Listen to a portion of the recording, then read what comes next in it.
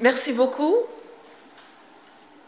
Aujourd'hui, quand on dit médecine, on dit technomédecine. Observer les déplacements de la corporéité face à la maladie et la mort, c'est alors se tenir en un lieu stratégique où l'on observe que finalement, plus l'emprise de la technomédecine s'accroît, plus la fragilité et la mortalité du corps humain s'avèrent intolérables, bouleversant radicalement la relation à un corps qui reste constitutivement marqué par la vulnérabilité et qui interroge le besoin de salut et le rôle des religions.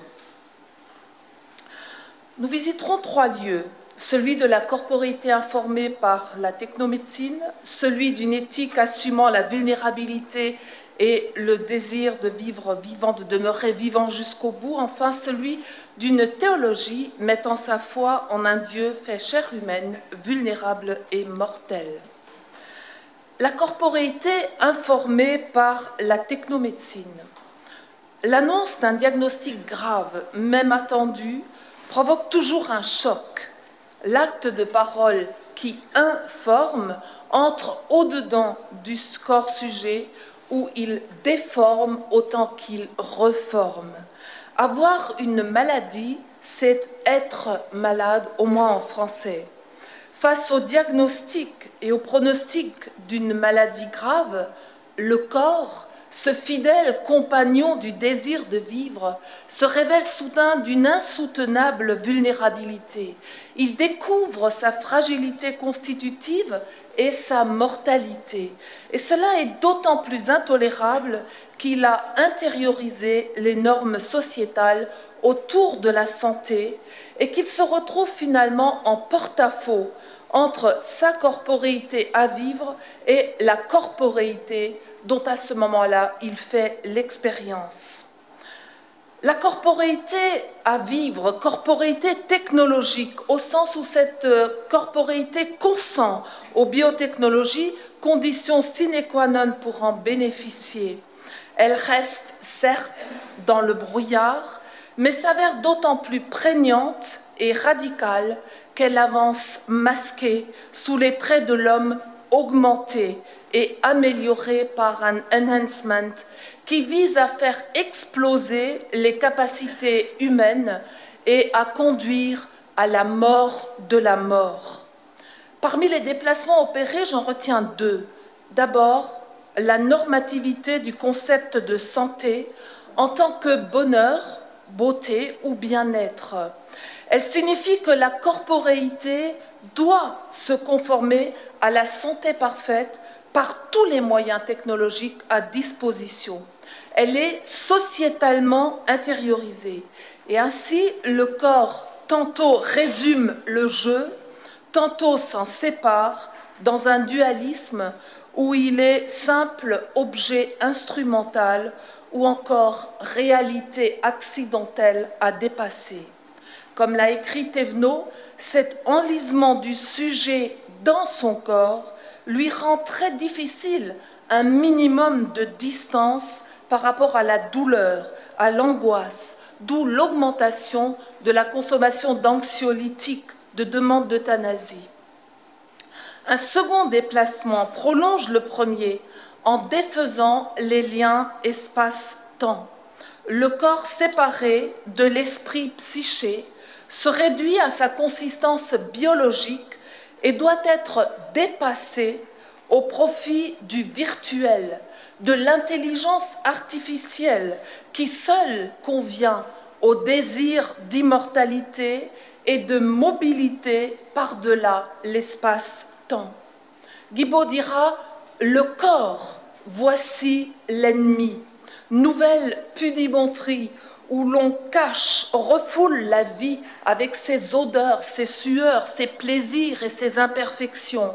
L'agonie, voire la maladie, quand elle décompose les traits, ne se montre plus. Et la mort est masquée derrière la mise en scène comme s'il était vivant.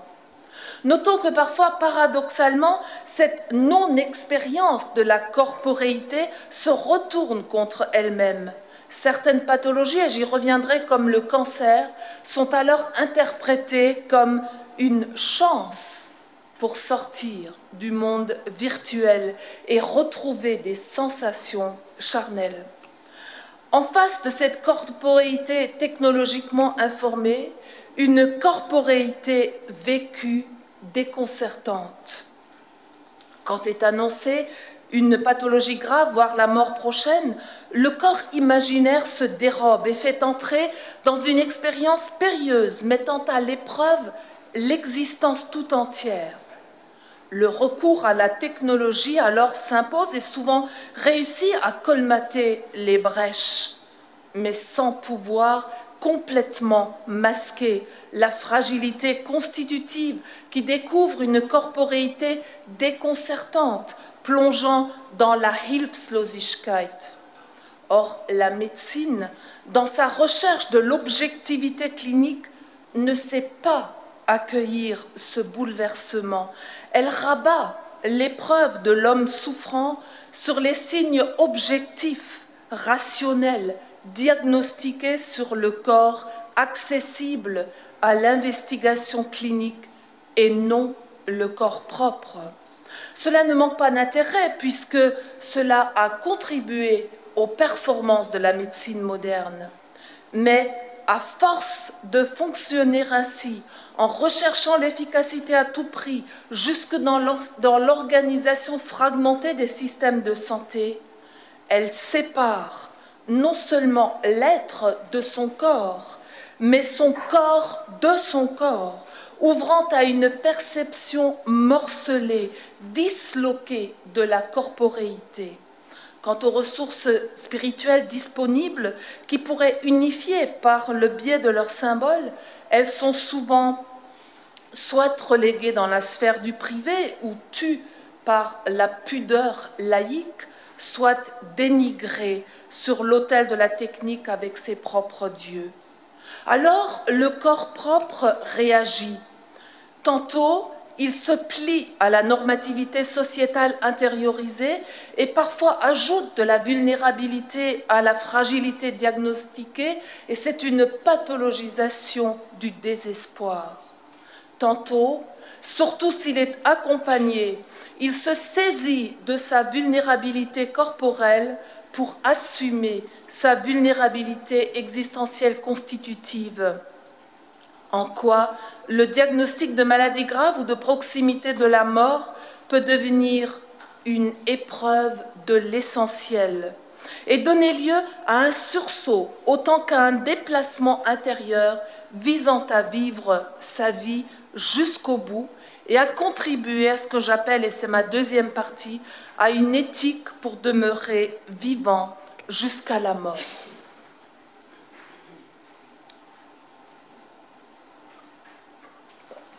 La corporéité technicisée ne se vit sur le mode de l'insouciance et de la jouissance qu'en apparence, mais d'autant plus que l'on est pris dans la vie professionnelle.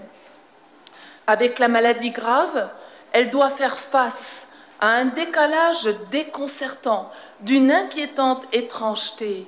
Sa fragilité est mise à nu et par la plaie béante de sa vulnérabilité, la vie et toutes ses certitudes semblent s'écouler. La menace est même d'autant plus redoutable que l'entourage n'est pas prêt à le reconnaître. Le patient tente bien de parler, souvent, mais on lui intime aussitôt l'ordre de se taire. Qu'est-ce que tu racontes là ? L'éthique s'inscrit là, tirant sa valeur et sa force de l'attention qu'elle accorde à la vulnérabilité dans ses différentes figures. Elle ne répond à son objectif d'humanisation que pour autant qu'elle cherche à réagir de façon responsable aux différentes formes de fragilisation qui menacent la vie humaine, la désorientent et en compromettent le sens. Si les sociétés fortement médicalisées veulent manifestement en finir avec la condition mortelle, il faut rappeler que la non prise en compte de la fragilité humaine prive paradoxalement l'individu d'une part de lui-même, de son identité, de son humanité orientée du fait de sa mortalité. Assumer la vulnérabilité ne signifie pas pour autant que cette éthique conduise à se complaire dans la fragilité, voire à renoncer à la technomédecine. La précarité reste ce dont l'éthique prend acte à la fois pour s'y appuyer dans les relations interpersonnelles et pour tenter de la mettre à distance dans ses aspects négatifs désorientants. Car si elle est constitutive, elle n'est pas pour autant déshumanisante en elle-même. Et la mort alors, cette possibilité la plus propre du Dasein, selon Heidegger, faudrait-il se focaliser sur l'être pour la mort? Mais dans ce cas, rétorque Ricoeur, je cite, « l'angoisse qui met son sceau sur la menace toujours imminente du mourir ne masque-t-elle pas la loi de l'élan de vivre ?» Et Ricoeur d'opposer au court-circuit heideggerien entre le pouvoir-être et la mortalité un triple détour, celui du rapport au corps propre, à la chair du désir, celui de la mort de l'autre, la perte de l'être aimé, et enfin celui de la mort violente, qui signifie, selon Ricoeur, je le cite, quelque chose d'essentiel concernant la mort en général. La corporéité, même mise à l'épreuve de la maladie et de la proximité de la mort, n'anticipe pas réellement celle-ci. La finitude, écrit Ricoeur, est une idée abstraite. L'idée qu'il me faudra bien mourir un jour, je ne sais pas quand ni comment, véhicule une certitude trop flottante pour mordre sur le désir. La corporéité présente, même contrariée, ne se laisse absorber ni par la mort plus réelle que la vie, ni par l'illusion que la vie seule serait réelle et plus forte que la mort. La formule « demeurer vivant jusqu'à la mort », selon le titre de l'ouvrage posthume de Paul Ricoeur, met l'accent non seulement sur le fait qu'il s'agit de vivre jusqu'au bout, mais d'être vivant, c'est-à-dire, selon le langage de Ricoeur, d'être capable d'agir, de souffrir, de penser, de parler, voire de s'indigner contre le mal et le meurtre, et finalement de demeurer vivant jusqu'à et non pour la mort.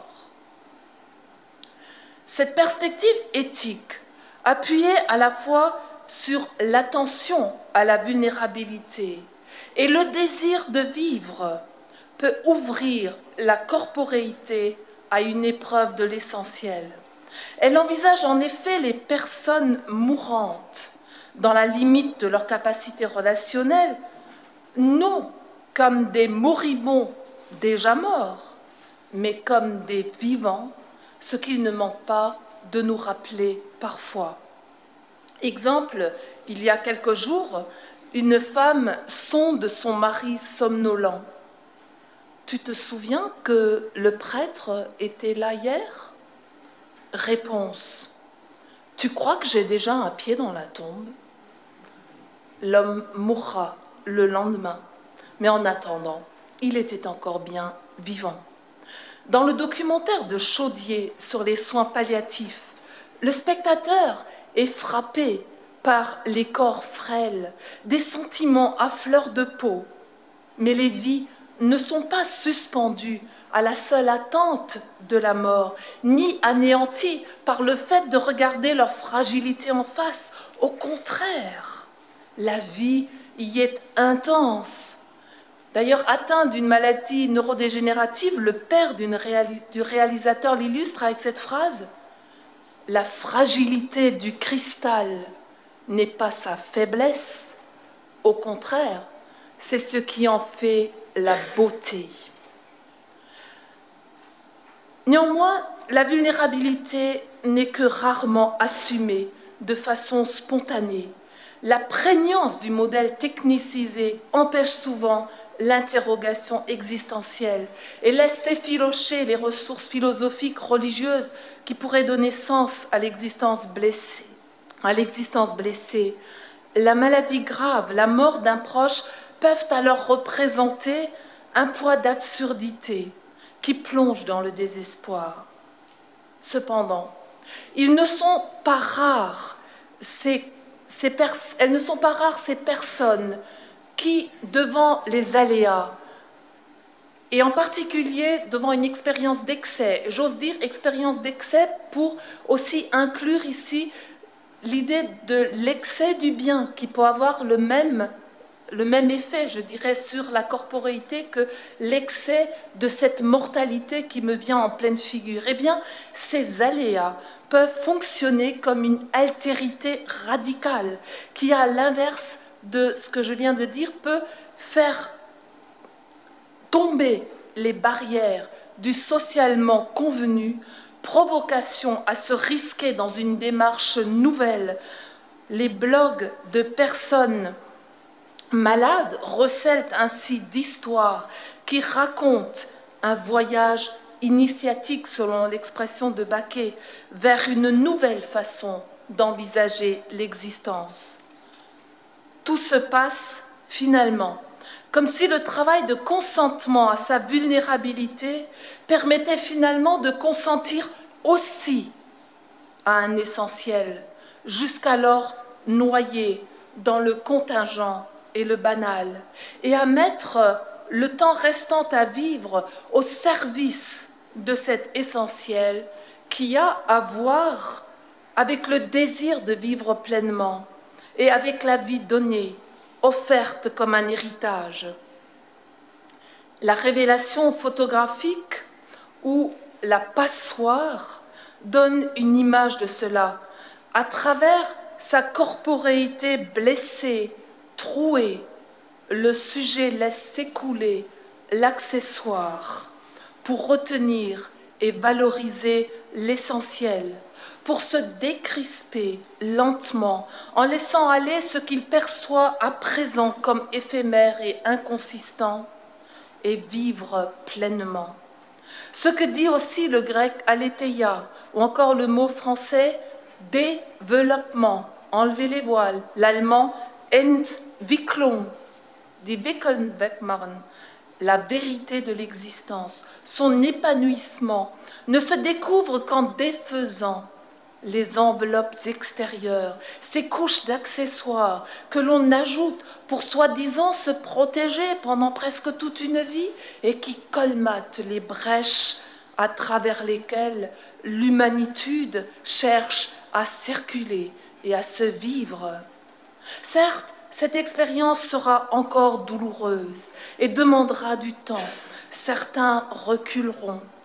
Pour qui tente de vivre en assumant sa mortelle blessure, la corporéité se fait oscillement entre refus et consentement, entre lutte contre la fragilité et légèreté de la vie bouleversée, mais si intense, qui s'offre à vivre jusqu'à la mort, entre deuil et gaieté, écrira Ricoeur. Et de fait, le développement dure jusqu'à la fin, jusqu'à s'accélérer quand le corps faiblit, engagé dans le dernier effort, la dernière poussée pour accoucher et offrir à ses proches et à l'humanité sa vie vivante, vécue dans sa forme la plus purifiée, émondée, achevée. Si nul ne sait au juste ce que vit et ressent en son corps celui qui est en train de mourir, il n'en reste pas moins que cette corporéité laisse affleurer au regard, à la perception de l'accompagnant qui sait les interpréter, des signes recueillis comme un héritage de l'essentiel. Les témoignages abondent. Celui de Georges Semprin de la Dia n'est qu'un exemple qui recueille cet effort ultime en souffle de vie, des lèvres qui remuent, des yeux qui s'ouvrent à la présence attendue ou imprévisible d'un enfant, d'un conjoint. De nombreux accompagnateurs spirituels, aumôniers, etc. pourraient en témoigner. Et la mort du croyant qui a médité sa foi chrétienne peut pousser ce travail de dévoilement jusqu'à découvrir là l'essentiel de sa vie, la vérité de son existence en Jésus, Fils de Dieu, et pourtant aussi de la même chair humaine, fragile et vulnérable, que Pilate dévoile à la foule sans imaginer la vérité de son propos. Voici l'homme. Est-ce d'avoir longuement médité cette vérité que quelques semaines avant de mourir, Ricoeur envoie un petit mot à une amie de son âge, elle aussi, au soir de sa vie. « Chère Marie, c'est à l'heure du déclin que le mot résurrection s'élève, par-delà les épisodes miraculeux. Du fond de la vie, une puissance surgit qui dit que l'être est contre la mort. Croyez-le avec moi, votre ami Paul. »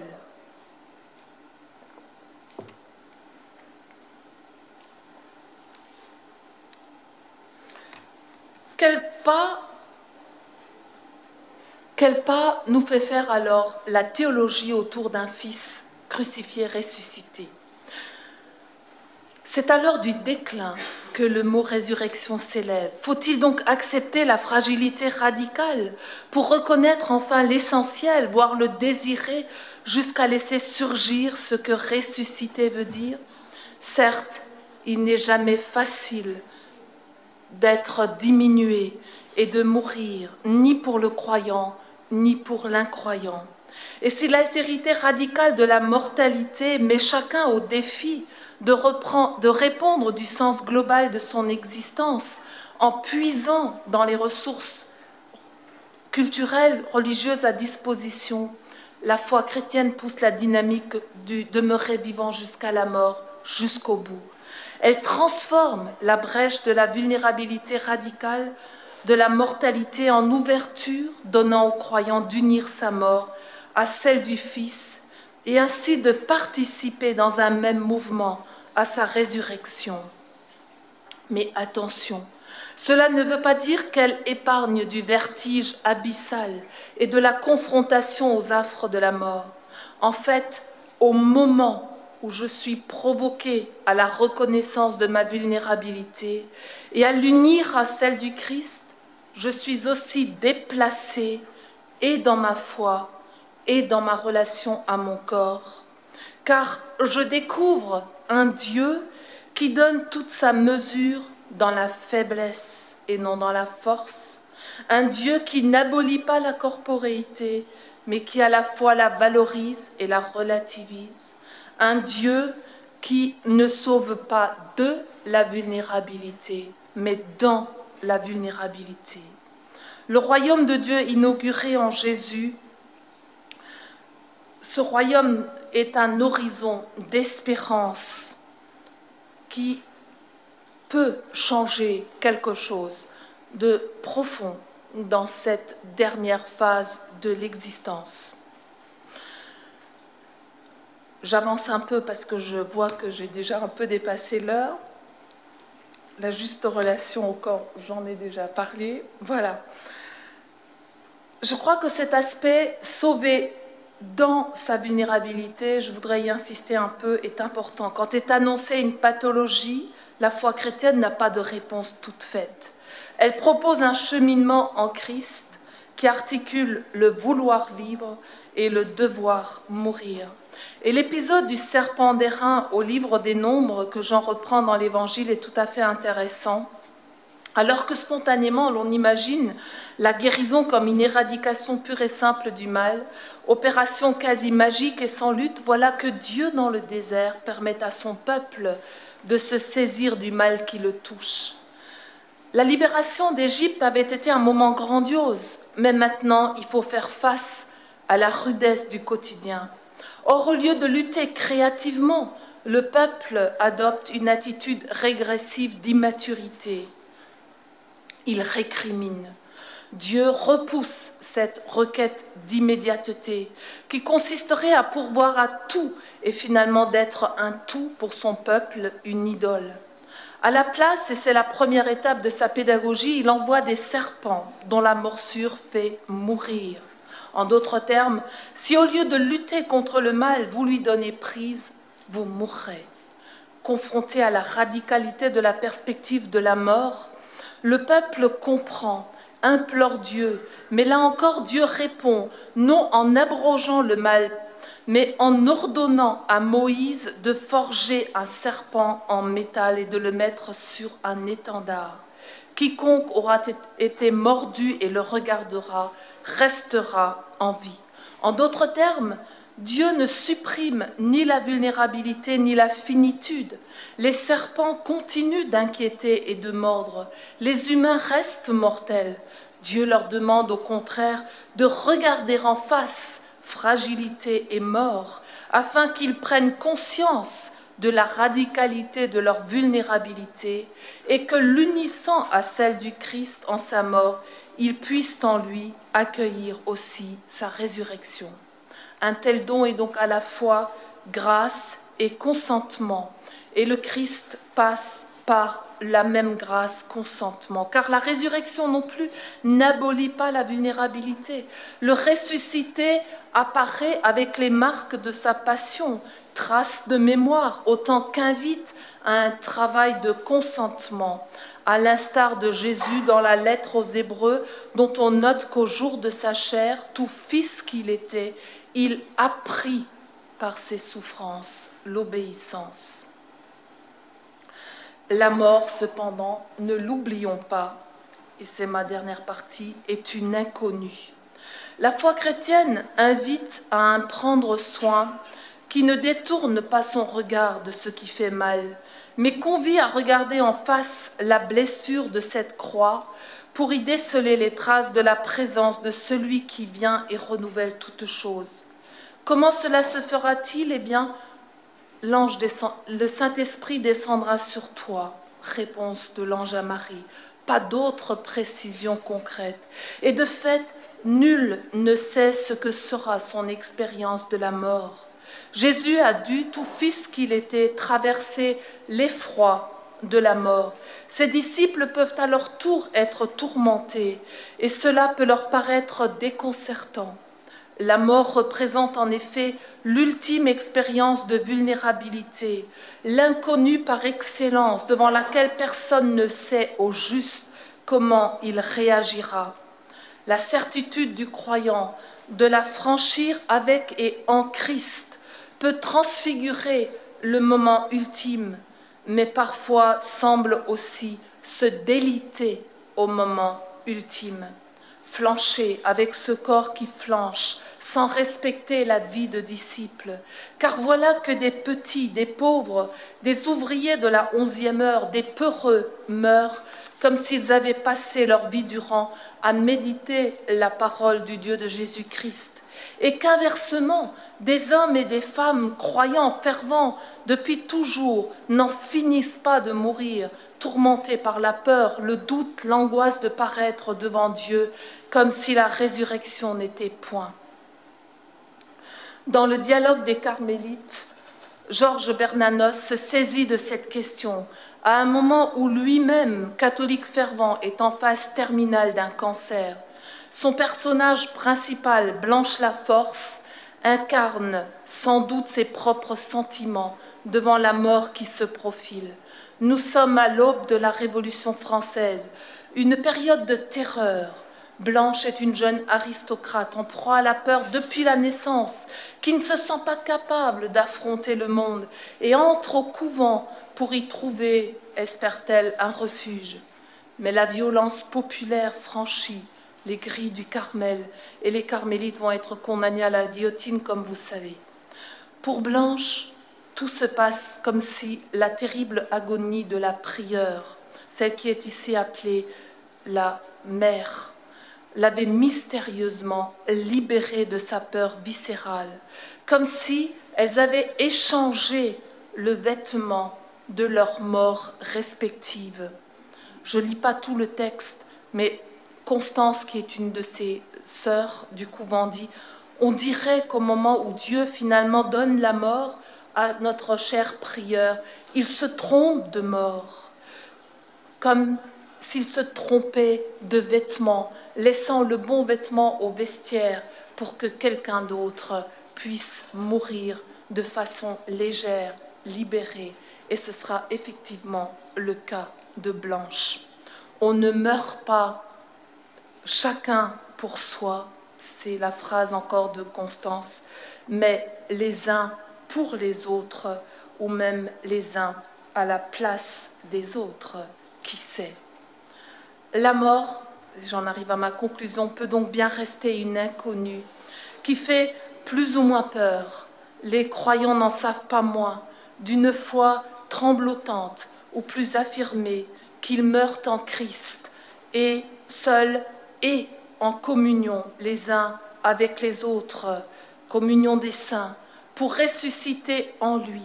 Cette espérance qui a certainement fait vivre Bernanos jusqu'au bout n'explique pas le vertige devant la radicalité de la mort vécue si différemment d'une personne à l'autre, mais elle permet à chacun de se saisir de cette espérance et d'avancer en eau profonde, de pénétrer dans les profondeurs de son être et d'y découvrir celui qui vient. La résurrection qui monte n'efface pas la vulnérabilité, elle la transfigure et lui donne d'accueillir la grâce eschatologique dans un